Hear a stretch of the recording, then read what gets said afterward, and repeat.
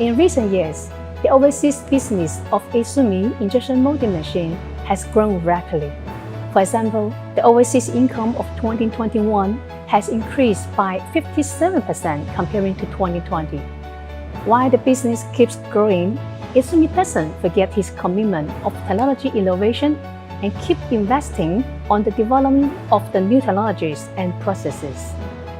With the national core of double carbon and new energy development strategy, YIZUMI will enter K2022 with the slogan of E-Power, E-Future. In this show, we will demonstrate our attempts to green production in automobile industry, packaging industry, and electronic industry. The demonstrating solutions will be IMC panel of the auto side door, Chicala handle of electric toothbrush, and eco production of framework cup.